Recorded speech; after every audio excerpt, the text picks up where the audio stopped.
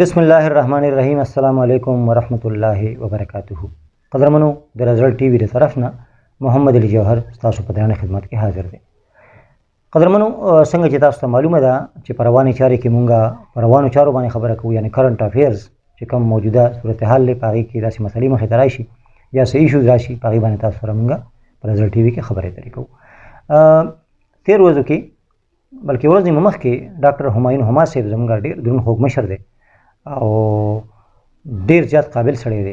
تاسو به یقینا چې نوم اورېدلي، تاسو به پیژنئ، هم فیسبوک کې هم باقاعده وي دغه شان، په یوټیوب کې هم، او بیا د هغې په اخبار کې هم یو خپل مقام دی.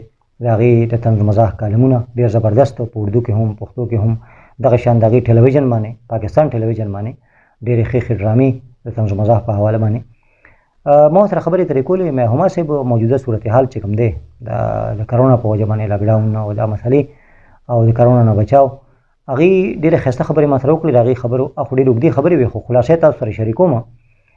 ډاکټر همایون هما صاحب ووایي چې دلته اکثره مونږه په دې پاکستان کې دا چې کوم وګړي زموږ دي، نو سره د پوهې، سره د علم، سره د تعلیم او سره د شعور داسې کسان اوس هم شته چې هغې دا چې کوم کرونا دی، دا مرض چې کوم دی، دا وبا چې کومه ده، دا ګپ ګڼي او دې ته په داسې سترګه باندې ګوري چې بس هسې هغه ټوکې ټکالې او بس مزاح په شکل کې والي.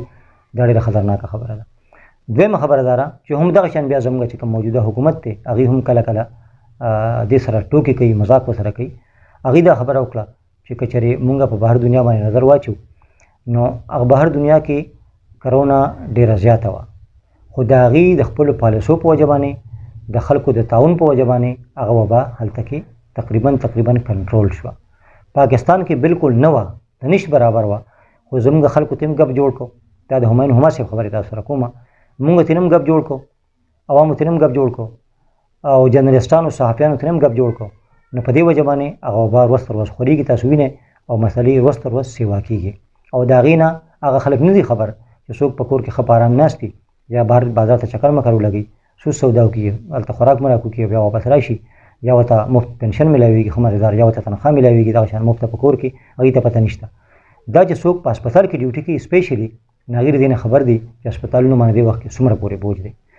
بیا د همایون هما صاحب دا خبره ډېره زبردسته خبره چې زموږ حکومت، زموږ عمران خان چې کوم وزیر اعظم دی، مونږ یې قدر کوو، زموږ مشر دی او ډېر په ښه سوچ باندې راغلی دی، د کفایت شعرۍ په بنیاد باندې راغلی دی، د عوامي چې کومې مسلې د هغې د حل لپاره راغلی دی.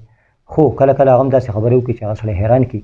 لکه چې کله د وبا ډومبۍ شروع شوه، نو هغې وایي چې دا یو عام فلو ده، دا یو بس داسې ورته ووایه چې زکام دی، نزله ده، او دا ډېر زر ښه کېدی شي. او د فلو او د زکام د نزلې په حواله باندې یو فارموله ده، وړه شان فارموله ده، بلکې ټوکه ده یا لطیفه ده. دې باره کې دا وایي چې دا زکام چې کوم دی، نو دا چې ته وله علاج وکړې، نو په دې باندې هفته لګي، یعنې په ښه کېدو باندې، او چې علاج وله ونه کړي نو بیا ورځې اخلي. مطلب دا شي چې ورځې کې دا بس اټومیټک ښه کېږي.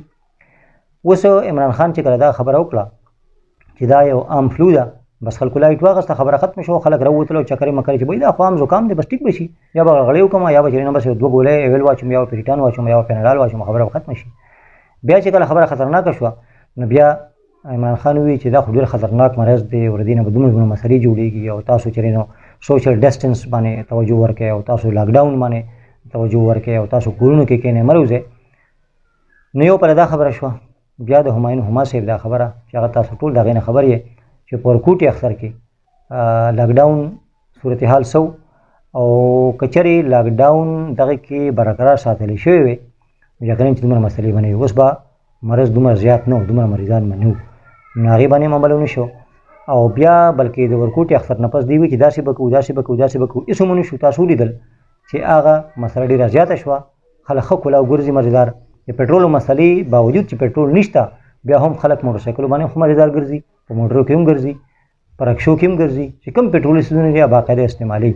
ولې چې خلکو سره پیسې ډېرې زیاتې دي، او چې مخکې په 75 روپۍ باندې لیټر و، لکه هغه ریټ دی، نو بیا په 80 به خرڅېده، مثال په 90 به خرڅېده، اوس په 150 باندې هم خلک ښه مزېدار اخلي، او هغه ځان له موټرسایکل کې واچي. او تېر ورځ مې دا کتل زما مخې ته یو، زه به دا ووایم چې یو 14 موټرسایکلې تېرې شوې، هر چا خبره.